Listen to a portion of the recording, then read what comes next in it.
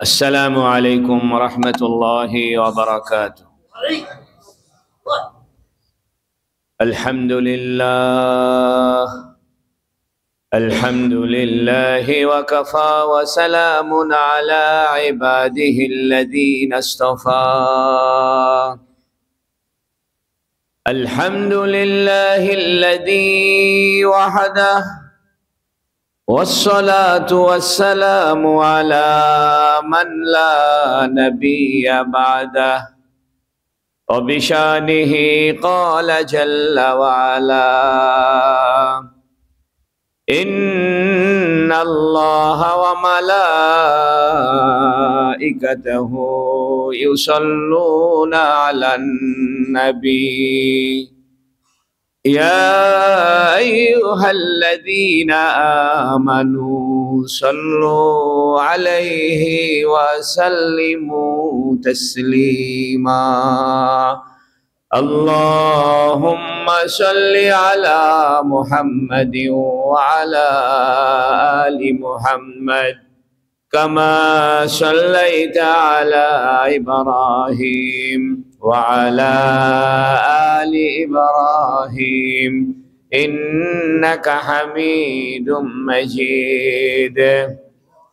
اللهم بارك على محمد وعلى آل محمد كما باركت على إبراهيم وعلى آل إبراهيم إنك حميد مجيد.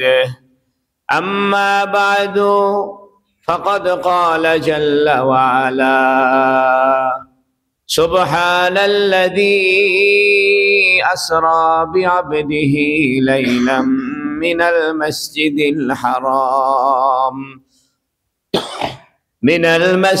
الحرام إلى المسجد الأقصى الذي باركنا حوله لنريه من آياتنا.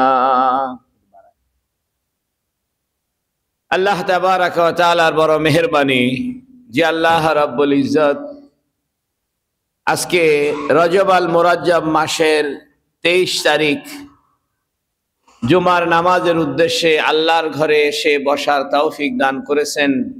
এজন্য শুকরিয়া আদায় করে বলুন আলহামদুলিল্লাহ।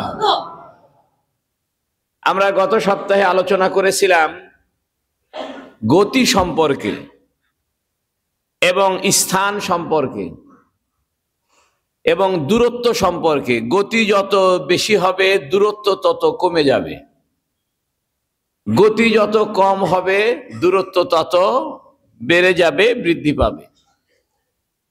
সূর্যের গতির সঙ্গে কেউ যদি চলে তাহলে সে আর কখনো রাত দিন তার কাছে পার হবে না, সময় তার কাছে স্থির হয়ে থাকবে। কারণ সময়ের পরিবর্তন এটা সূর্যের ঘূর্ণায়মানের সাথে সম্পর্ক। সূর্য ঘোরে তাই সকাল হয়, দুপুর হয়, বিকাল হয়, সন্ধ্যা লাগে, রাত্রি আসে। কিন্তু কেউ যদি সূর্যের সঙ্গে সঙ্গে থাকে, সূর্য যেভাবে ঘুরছে মানুষে তার সঙ্গেই চলে, তাহলে সময় তার কাছে থেমে থাকবে। এজন্য হুজুর সাল্লাল্লাহু আলাইহি সাল্লামকে আল্লাহ যে বোরাকের গতিতে নিয়ে গেছেন, এটা শুধু সূর্যের গতি নয়, বরং সূর্যের গতির চাইতেও অধিক গতিতে নিয়ে গেছেন। সুবহানাল্লাহ। এজন্য নবী আলাইহিস সালাতু ওয়াস সালামের কাছে সময় থেমে থেকেছে, সময় অতিবাহিত হয়নি। এই মেরাজে হুজুর সাল্লাল্লাহু আলাইহি সাল্লাম 7টি আসমান সফর করেছেন। প্রত্যেক আসমানে দারওয়ান ছিল, দ্বার রক্ষক ছিল। তারা জিজ্ঞেস করেছে মান আনতা, তুমি কে? জিবরিল আলাইহিস সালাতু ওয়াস সালামকে ফেরেশতারা, আসমানের পাহারাদার ফেরেশতারা জিজ্ঞেস করেছে যে আপনি কে? তো জিবরাইল বলছেন আমি জিবরাইল। তারপরে আবার জিজ্ঞেস করেছে ওয়ামান মাকা, আপনার সঙ্গে কে আছে? তখন জিবরিল আলাইহিস সালাম উত্তর দিয়েছেন মাই মুহাম্মাদুর রাসূলুল্লাহ সাল্লাল্লাহু আলাইহি ওয়াসাল্লাম। এর দ্বারা বোঝা যায় একজন দারোয়ান বা একজন দ্বাররক্ষী বা একজন সিকিউরিটি অফিসার, সে তার অধিকার রয়েছে সাধারণ নাগরিক থেকে নিয়ে একদম প্রধানমন্ত্রী পর্যন্ত তার সিকিউরিটির কার্য পরিচালনা করা। এই জন্য জিবরিল আলাইহিস সালাম তিনি আসমানেই থাকেন, তারপরেও যেহেতু আসমান থেকে দুনিয়ার জগতে নেমে এসেছিলেন, এই জন্য আবার যখন আসমানের জগতে তিনি আরোহণ করছেন, তখন আসমানের ফেরেশতা, দ্বাররক্ষী ফেরেশতা জিজ্ঞেস করেছে, আপনি কে? অর্থাৎ আপনার পরিচয় দিন, এবং আপনি যাকে নিয়ে এসেছেন দুনিয়া থেকে তিনি কে, তার পরিচয় দিন। এভাবে 7টি আসমানে বিভিন্ন ফেরেশতাদের, নবীদের সঙ্গে হুজুর সাল্লাল্লাহু আলাইহি সাল্লামের দেখা সাক্ষাৎ হয়েছে।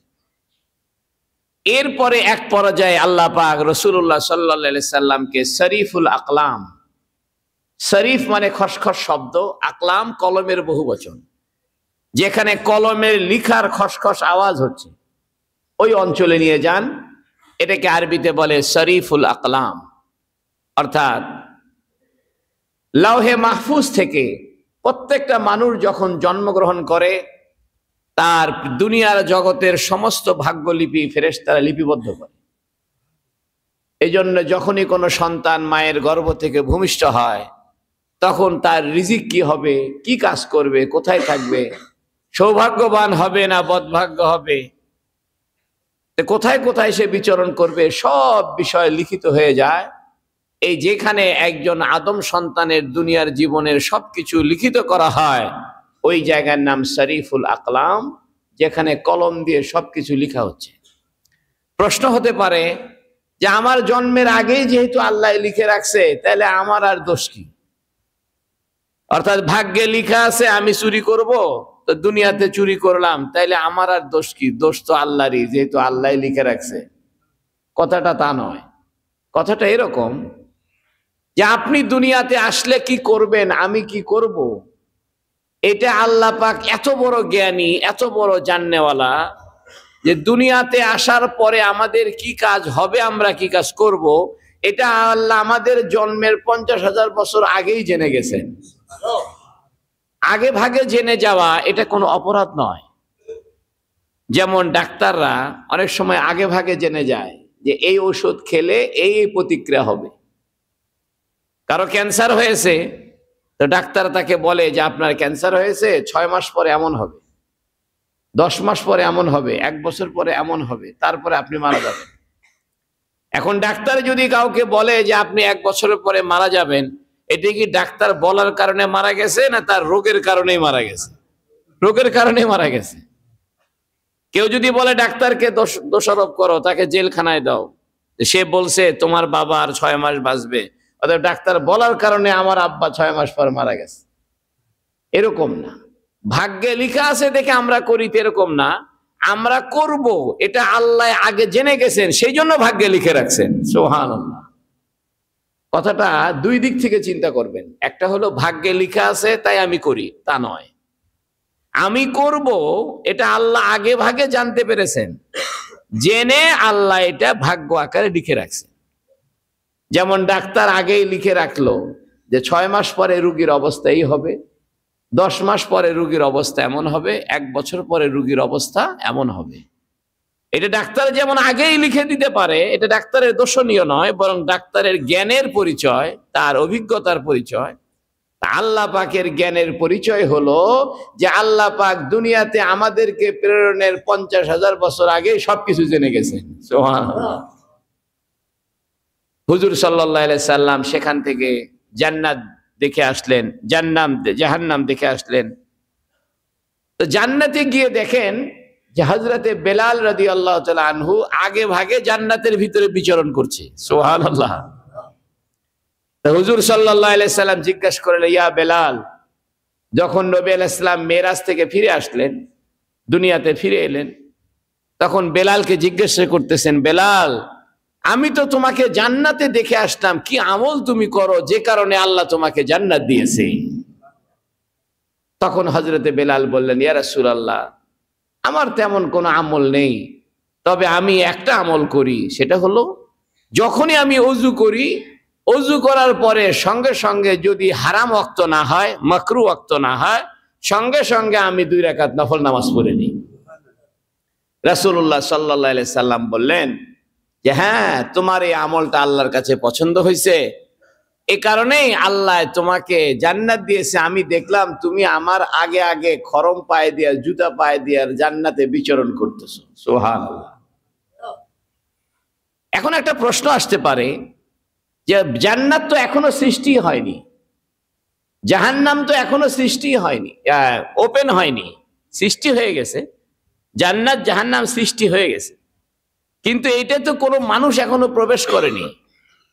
কারণ জান্নাতে প্রবেশ করবে এটা হাসরের ময়দানে বিচার আচার হয়ে গেলে তারপরে জান্নাতে প্রবেশ করবে। হুজুর সাল্লাল্লাহু আলাইহি সাল্লাম সুপারিশ করবেন, তারপরে আস্তে আস্তে মানুষ জান্নাতে প্রবেশ করবে। এখনই হযরত বেলাল জান্নাতে প্রবেশ করে থাকলো, এটা কেমন? এটার উত্তর হচ্ছে, এই উত্তরটা বোঝার জন্য আপনাদেরকে সংক্ষিপ্ত একটা ভূমিকা বোঝা দরকার। সেটা হলো, আল্লাহ পাক 3 ধরনের জগৎ বানিয়েছেন।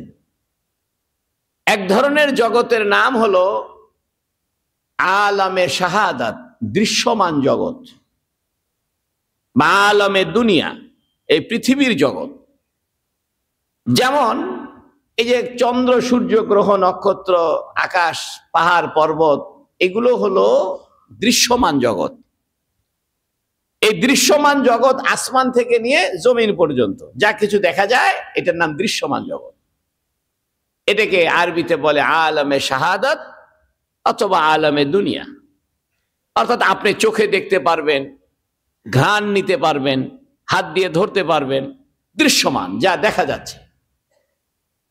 এই জগতের বাইরে আল্লাহ আরেকটা জগৎ বানিয়েছেন, সেটার নাম হলো আলামুল গায়ব, অদৃশ্য জগৎ। আছে কিন্তু আপনি দেখতে পারবেন না। যেমন জান্নাত আছে, আপনি দেখতে পাচ্ছেন না।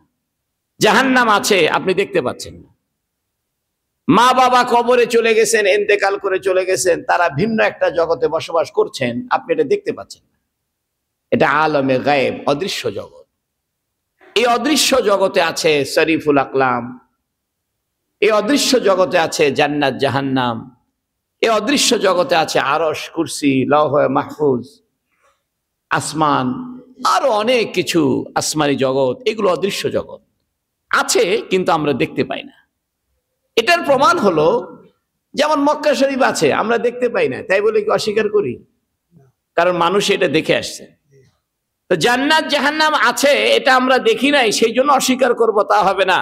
কারণ আল্লাহ একজনকে দেখায়া নিয়ে আমাদেরকে বলার ব্যবস্থা করে দিয়েছেন। সুবহানাল্লাহ।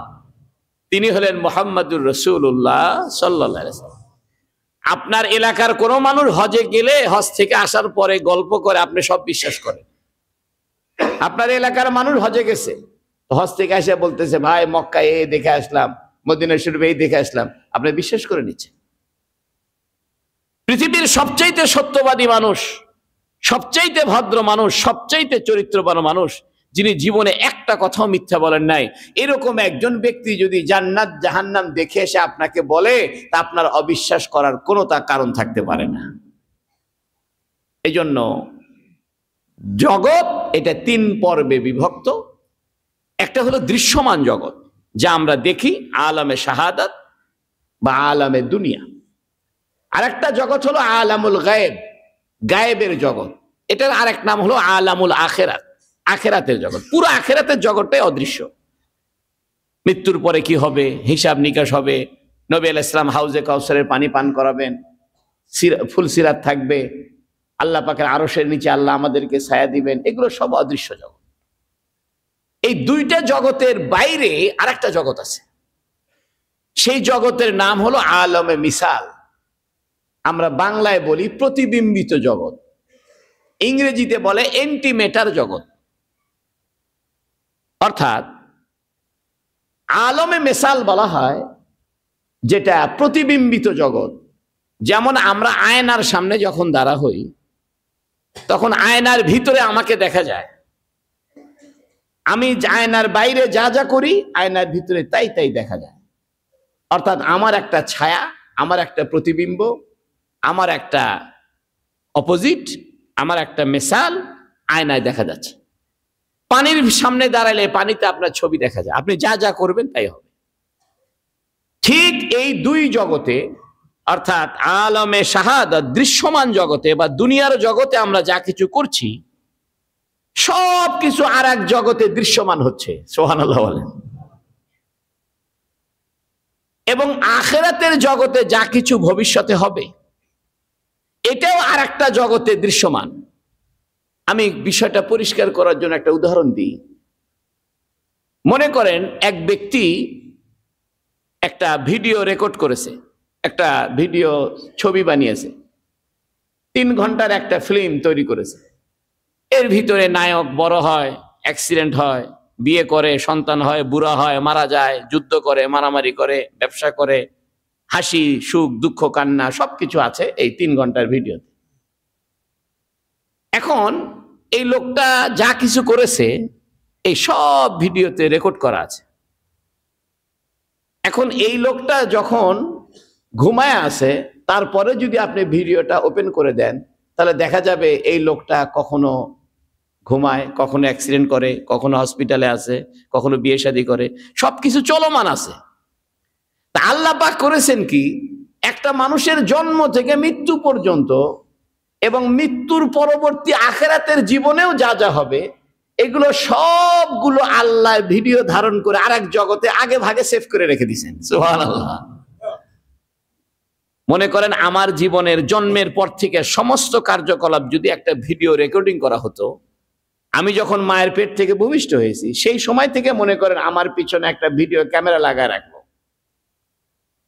তো 50 বছর, 60 বছর, 70 বছর বয়স পর্যন্ত আমার জীবনের সকল কার্যকলাপ ভিডিও করা হলো।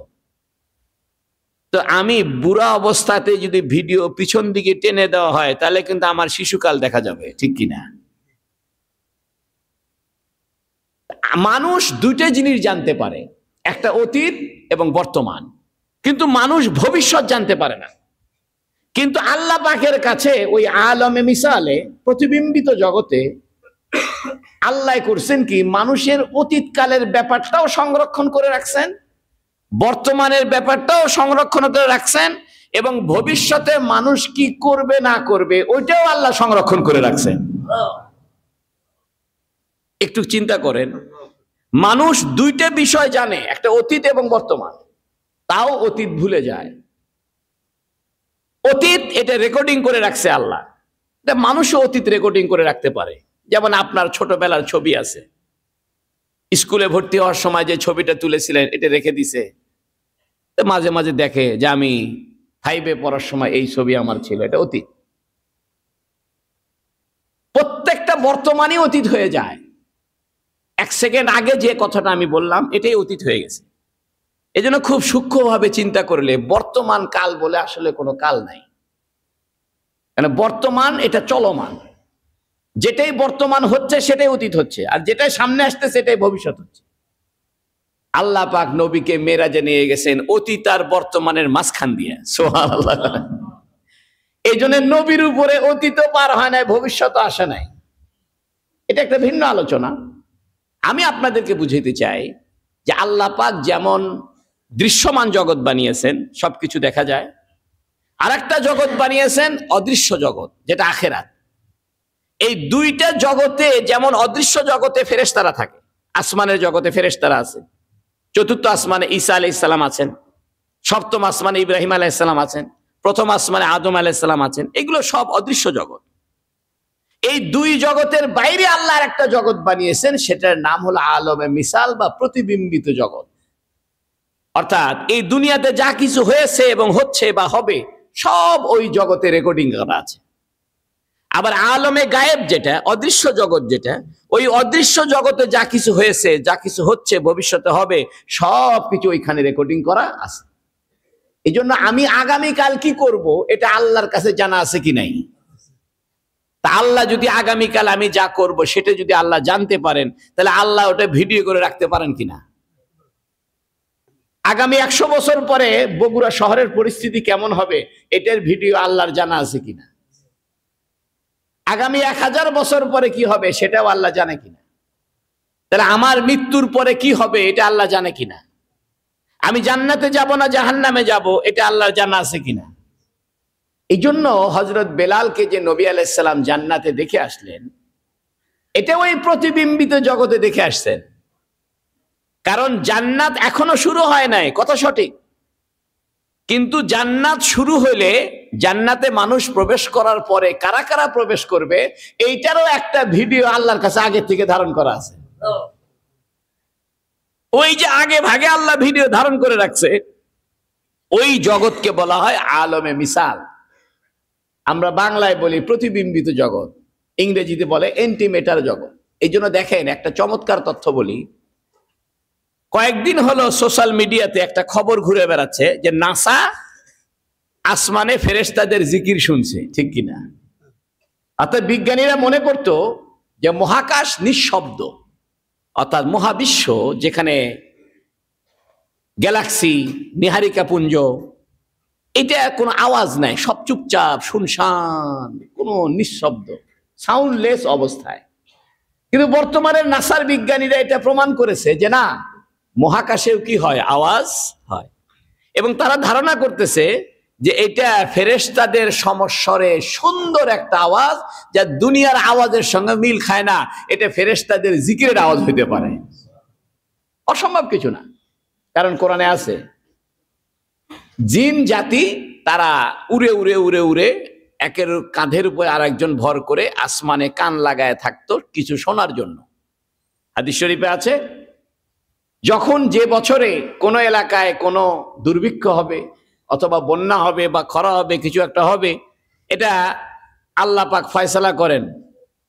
সপ্তম আসমানে ফয়সালা হওয়ার পরে এটার খবর ষষ্ঠ আসমানের ফেরেশতারা জেনে যায়, সেখান থেকে পঞ্চম আসমানের ফেরেশতারা জানতে পায়, চতুর্থ, তৃতীয়, দ্বিতীয়, এভাবে প্রথম আসমানের ফেরেশতাদের ভিতরে এটা আলোচনা হয় যে দুনিয়াতে সামনে বছর এই হবে, বড় যুদ্ধ হবে, বড় বন্যা হবে, বড় খরা হবে, এত লোক মারা যাবে, করোনা ভাইরাস হবে, এগুলো সব আসমানে আলোচনা হয়। যেহেতু ফয়সালা কোথা থেকে আসে, আসমান থেকে আসে, তো জিনেরা করতো কি, এই প্রথম আসমানের কাছে গিয়ে কান লাগায় থাকতো যে কোনো আওয়াজ শোনা যায় কিনা, ফেরেশতাদের কোনো সলা পরামর্শ জানা যায় কিনা। তো ফেরেশতারা যখন, জিনেরা যখন এটা জানতে চাইতো, তখন আল্লাহ পাক ওয়ান নাজমুস সাকিব, জ্বলন্ত উল্কাপিণ্ড তাদেরকে নিক্ষেপ করতেন। নাজমেরা রাজমে শায়াতি মিকুনাত, ফার্সিতে আমরা বলি যে শয়তানকে, শয়তান জিনকে বিতাড়িত করার জন্য আসমানের যে উল্কাপিণ্ড এগুলো নিক্ষেপ করা হইতো, আগুনের দলা নিক্ষেপ করা হইতো, যাতে করে জিনেরা আসমানের দরজা পর্যন্ত যাইতে না পারে। এটা হাদিসের দ্বারা স্বীকৃত। এবং হাদিসে স্বীকৃত আসমানে ফেরেশতারা জিকিরে লিপ্ত আছেন। হাদিস দ্বারা স্বীকৃত আসমান মোটা বস্তু, আসমান কোনো বায়বীয় পদার্থ নয়। এবং আসমানের দরজা আছে, আসসামা বানাইনাহা আবওয়াবা, আসসামা আবওয়াবা, আকাশের দরজা আছে। এই জন্য কিয়ামতের দিন সমস্ত আকাশের দরজা খুলে যাবে, মানুষ নিচ থেকে দেখবে, আরে এত দরজা, এত দরজা। যেমন রাতের আঘাতে অন্ধকারে আমরা তারকার মেলা দেখি আর বলি এত তারকা। আসমানের দরজা যখন খুলে দেওয়া হবে, সমস্ত ফেরেশতারা নিচে নেমে আসবেন, আসমান ভেঙে দেওয়া হবে, তখন সমস্ত মানুষ বলবে আরে এত দরজা বিশিষ্ট আসমান, এত দরজা। এই জন্য 1400 বছর আগে রাসূলুল্লাহ সাল্লাল্লাহু আলাইহি সাল্লাম আমাদেরকে জানিয়ে দিলেন যে আসমানের জগতে ফেরেশতারা বসবাস করে, তারা আল্লাহর জিকিরে লিপ্ত। এটা 1400 বছর পরে নাসার বিজ্ঞানীরা পুরোপুরি স্বীকার না করলেও স্বীকার তো করছে যে আওয়াজ পাওয়া যায়। সুবহানাল্লাহ। এখন আওয়াজ এটা ফেরেশতার আওয়াজ না কিসের আওয়াজ সেটা স্বীকার না করুক, কিন্তু আওয়াজ পাওয়া যাচ্ছে এটা স্বীকার করতেছে। কিন্তু কিছুদিন আগেও বিজ্ঞানীরা মনে করতো মহাকাশ নিঃশব্দ। এটা বিবিসির খবরও আসছে, বড় বড় চ্যানেলের খবর আসছে যে আসমান বা মহাকাশ নিঃশব্দ নয়, সেখানে আওয়াজ আছে। এবং সেখানকার আওয়াজটা দুনিয়ার আওয়াজের চাইতে ব্যতিক্রম আওয়াজ, অত্যন্ত সুমধুর আওয়াজ এবং অনেক সুরেলা আওয়াজ, অনেক সুন্দর আওয়াজ, যে আওয়াজ মানুষকে বিমোহিত করে, মানুষকে আনন্দিত করে। সুবহানাল্লাহ বলে। আমরা বলতেই পারি যে এই ধরনের ফেরেশতাদের আওয়াজ, যেটা নাসার বিজ্ঞানীরা মহাকাশ থেকে শুনতে পেয়েছে, এটা আমরা বলতেই পারি এটা ফেরেশতাদের জিকিরের আওয়াজ হওয়ার কোনো অসম্ভব নাই, ঠিক কিনা? যাই হোক, আমি বলছিলাম কথা, আজকে আমরা যে কারবালা মাদ্রাসার মসজিদে বসে আছি, এই বসে থাকার সিনারিটা আল্লাহ আর এক জায়গায় সংরক্ষণ করে রাখছেন। গতকালকে যা আমরা করেছি এটাও আল্লাহর কাছে সংরক্ষণ করা আছে। ভবিষ্যতে আগামীকাল কি করব সেটাও আল্লাহর কাছে কি করা আছে। তাহলে আগামীতে জান্নাতে কে কে ঢুকবে এটার ভিডিও আল্লাহর কাছে আছে কিনা, এবং জান্নাতে আগামীতে ঢুকে কে কে কি আচরণ করবে, কার সাথে কি ব্যবহার করা হবে, কে কোন জান্নাতে ঢুকবে, জান্নাতে কে কিভাবে হাঁটবে, এটাও আল্লাহর কাছে সংরক্ষণ আছে কিনা। ওই সংরক্ষণের জায়গায় আল্লাহ আমার নবীকে মেরাজে নিয়ে গেছিলেন, সুবহানাল্লাহ। যেখানে অতীত বর্তমান ভবিষ্যৎ একত্রিত হয়ে গেছে। অতীতটা বর্তমান, বর্তমানও বর্তমান, ভবিষ্যৎও বর্তমান। যেমন মনে করেন একটা ভিডিও 10 বছর আগে একটা ভিডিও নাটক বানানো হয়েছে, ওই নাটকের নায়কও মরে গেছে, নায়িকাও মরে গেছে, এখন সেই ভিডিও আপনারা দেখতেছেন, কিন্তু ওই ভিডিওর ভিতরে দেখা যাচ্ছে নায়কের জন্ম হলো, নায়ক বিয়ে করলো, কিন্তু ওর কিন্তু সব শেষ, মরেই গেছে। একটা মানুষ মারা যাওয়ার পরেও মানুষ যদি তার অতীতের ভিডিও ধারণ করে বর্তমানের অতীতেও দেখে, বর্তমানে ভবিষ্যতেও দেখে, বর্তমানকে বর্তমানও দেখে।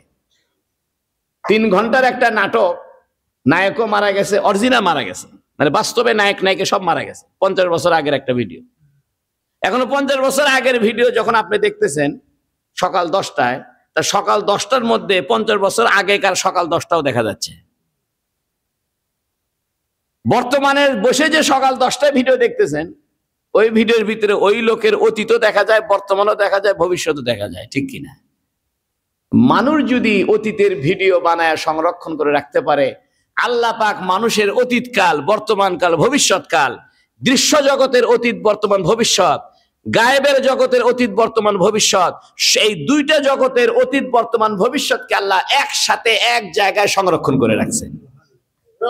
এই জন্য আমরা যে কারবালা মাদ্রাসায় বসে আছি, ঠিক হুবহু এইরকম একটা দৃশ্য আসমানের ওই জগতে আছে। কেউ যদি ওই আসমানের জগতে যায় দেখতে পারবে যে হ্যাঁ, কারবালা মাদ্রাসার মসজিদের ভিতরে অমক অমক মুসল্লি বসে আছে, অমক কাজী ফজলুল করিম হুজুর বয়ান দিচ্ছে, এগুলো সব ওইখানে দেখা যাচ্ছে। দুনিয়াতে প্রত্যেকটা জিনিস ডুপ্লিকেট হয়ে আছে, মানে তার ছায়া হয়ে আছে। যেমন সকালবেলা আমি নাস্তা করেছি কি দিয়া, এটাও রেকর্ডিং হয়ে আছে। সেই রেকর্ডিং কি নষ্ট হয়ে গেছে? রেকর্ডিং আছে। সিসি ক্যামেরায় যেমন গতকালকের সবকিছু রেকর্ডিং হয়ে থাকে, সেখান থেকে মানুষ চোর ধরে। আমি আর আপনি জন্মের সময় কি করেছি, জন্মের পর থেকে নিয়ে 50 বছর পর্যন্ত কি কি করলাম, এটা আল্লাহর কাছে রেকর্ডিং থাকা সম্ভব না? অসম্ভব? সম্ভব। বর্তমানে যা করতেছি এটাও তো আল্লাহর কাছে আছেই, আল্লাহ দেখতেছি। বরং আল্লাহর কাছে অতিরিক্ত আরেকটা আছে, সেটা হলো আগামীতে আমি কি করব সেটাও আল্লাহর কাছে সংরক্ষিত হয়ে আছে। আগামী 10 বছর পরে আমি কি করব সেটাও আল্লাহ জানে, এবং এটার সংরক্ষিত হয়ে আছে। এই জন্য জান্নাত ওপেন হওয়ার পরে, জান্নাত খুলে দেওয়ার পরে, বিচার আচার হওয়ার পরে যারা যারা জান্নাতে যাবে তাদেরকে যে ভিডিও সংরক্ষণ করে রাখছে আল্লাহ, ভবিষ্যতের ভিডিও, ওই ভিডিওর জগতে আল্লাহ আমার নবীকে নিয়ে যায়, দেখাইছে যে দেখো মোহাম্মদ কারা কারা জান্নাতে ঘুরে বেড়াচ্ছে। সুবহানাল্লাহ। তুমি এটা দেখে গিয়ে দুনিয়াতে এভাবে বয়ান দিও। এই জন্য নবী আলাইহিস সালাম মেরাজের রাত্রে জাহান্নাম পরিদর্শন করছে। জাহান্নামে দেখে একটা রক্তের নদী, একজন মানুষ সেই রক্তের নদীতে খুব কঠিন আকারে সাঁতার কাটছে।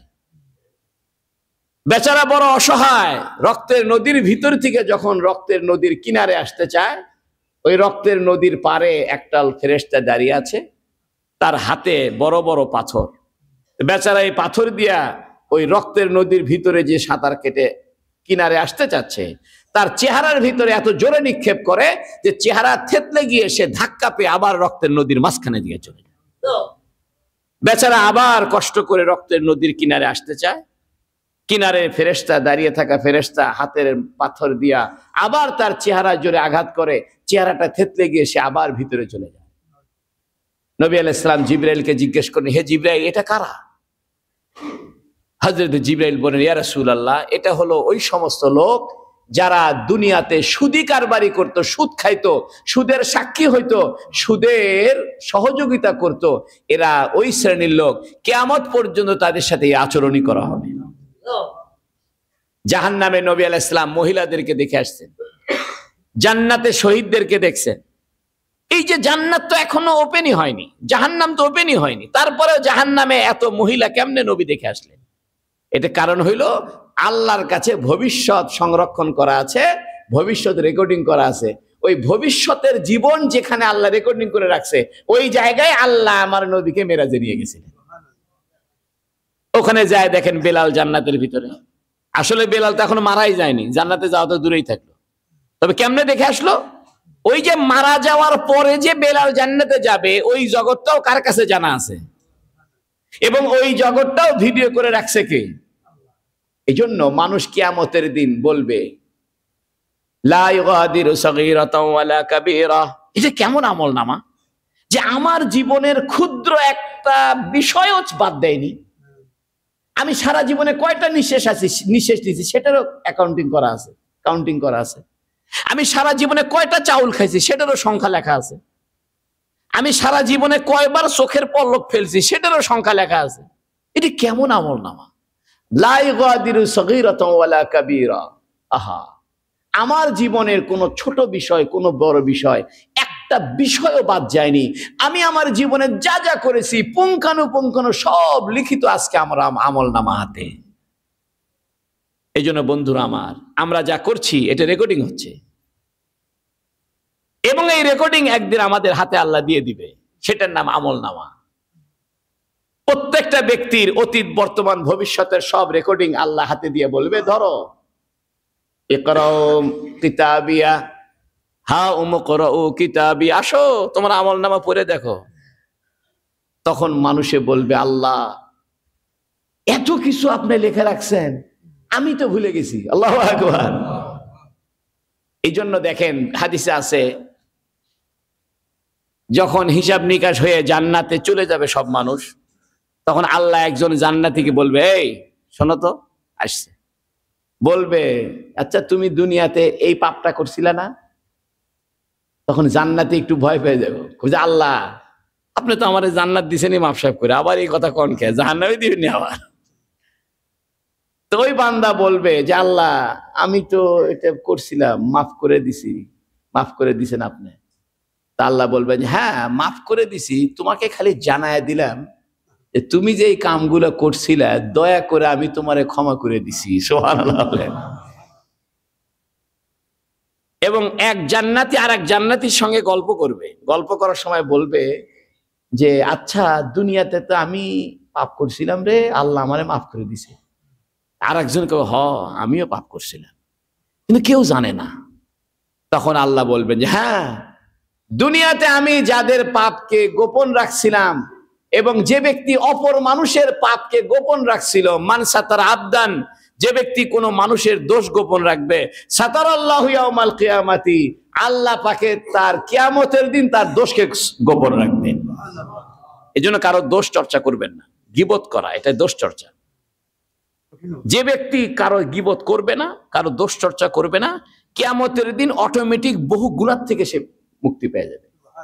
আল্লাহ বলবে, তুমি দুনিয়াতে মানুষের দোষ চর্চা করনি, এর বিনিময়ে আমি আল্লাহ তোমার আখেরাতেও তোমার দুনিয়ার দোষ চর্চা করলাম না, গোপনে তোমারে মাফ করে জান্নাত দিয়ে দিলাম। এজন্য মেরাজের মাস শেষ হয়ে যাচ্ছে। আগামী জুমার দিন যদি রজবের 30 তারিখ হয় তো ভালো, আর না হলে শাবানের 1 তারিখ হবে। অর্থাৎ আমরা রজব মাস শেষ করে ফেলেছি। মেরাজের একটা বিস্তারিত আলোচনা আছে, এটা আসলে 2-4 মাসে এটা বলা সম্ভব না। এবং মেরাজ যে হয়েছে এটা যে বাস্তব, এটা হাদিসের দ্বারা প্রমাণিত এবং বিজ্ঞানসম্মতভাবেও প্রমাণিত।